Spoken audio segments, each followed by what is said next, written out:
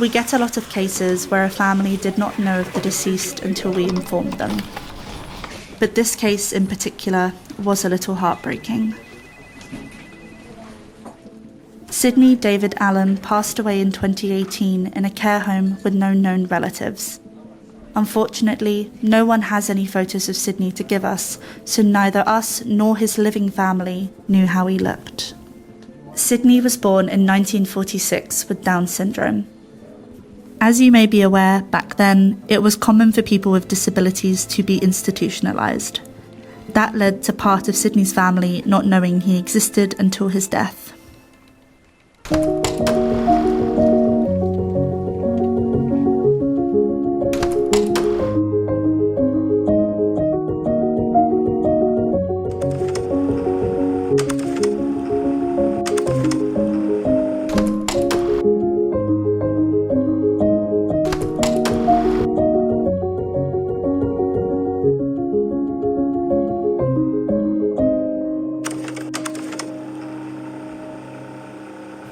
What surprised you the most about your family history? What surprised me most about my family history? I'm going to answer that in one nearly. Everything. The total amazement of finding out that my dad, who never mentioned, had a sister and a brother who both passed away. It just blew us away. We'd no idea. We've always, in the family, looked at my dad as being the only one. My name is Shannon Freeman. I'm calling from Fraser & Fraser in London. We're conducting some inquiries about a gentleman who resided at the home by the name of Sydney David Allen. We've been looking into his estate and we've actually managed to find some next of kin. I'm hoping you might be able to give me a little bit of information about Sydney so we can pass this information on to them. We were asked to look into the estate of Sydney David Allen, who passed away on the 26th of January 2018 in a care home in Bradford. Sydney passed away without any known next of kin and without leaving a valid will, and we were asked to find the family that would benefit from a share of his modest estate. When we spoke with the care home, sadly, they knew nothing of Sydney. He'd lived there for a number of years, but had no information or photographs to provide us. Often when deaths are registered, they don't always have the full names. But once I had the date of birth for Sydney, which we'd got from a copy of his death certificate, I then looked to see how many Sydneys under both spellings, with an I and with a Y, that occurred around about 1946. There were only two. One had a slightly different initial, and the other one was a Sydney D, which is what I was initially given. He was born in the Leeds Registration District, and upon obtaining a copy of the birth, we established his parents were Eric and Edna Allen, and they were married many years before his birth. From the marriage of his parents, I was able to work out there were three children. There was Sydney, he had a brother Derek and a sister Joan. Joan died in infancy when she was a couple of years old.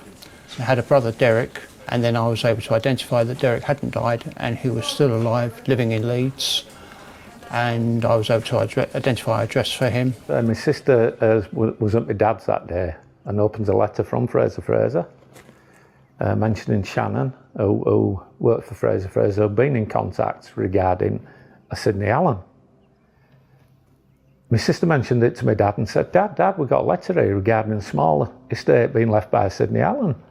And my dad says, it was aggravating, so my sister had to shout and says, yes, it's Sydney, he died in war. Later that, we got a phone call from Shannon at Fraser mentioning Sydney Allen. So I says, he'd left a small estate. I says, yes, we've done a bit of research, Shannon, and we found out he was killed in World War II, Sydney Walpole Allen. And to my surprise, she did say, yes, you are related to Sydney Walpole Allen, but the estate is from a Sydney David Allen. And no, you've got it wrong, Shannon. You must have it wrong. Oh, Sydney David Allen. Sydney David Allen was your dad's brother. Upon us making contact with Derek Allen, the brother of Sydney, we did so when his son was at the property with him, and we discussed with both of them and tried to establish what they knew about Sydney. During the call, it became quite clear quite quickly that they had no knowledge whatsoever of Sydney. Certainly, the brother Derek denied having any siblings whatsoever and claimed to be an only child. When I rang my sister, says, Janet, I've heard from Fraser. She says, what did they say about my dad's Uncle, I says, it wasn't. It was my dad's brother. Well, are you joking? That what thing my sister says. I says, I'm not joking. No, my dad actually had a brother, and it's not a Sydney Walpole Allen, it's a Sydney David Allen, who was in the care home in Bradford. He could have knocked us down with a feather. Sadly, we don't know why the family, or certainly the younger generations, were unaware of Sydney and why it was kept somewhat of a secret, but we can speculate as to why. Sydney was born in August 1946, within a year of the Second World War ending. I can imagine for any mother how difficult it would be to raise a child following a world war, certainly when your child has a disability.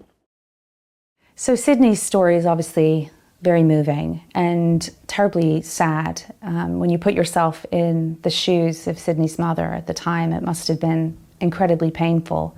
And often what we see is that parents don't do this lightly. Unfortunately, Sydney was one of hundreds of people with disabilities of all kinds, as well as those with mental illnesses, that were hidden away from society in asylums and homes. And it created a situation where people really didn't venture outside of this environment. They lived there full time. Occasionally relatives might visit, but this was a way of life. It was almost a sealed village.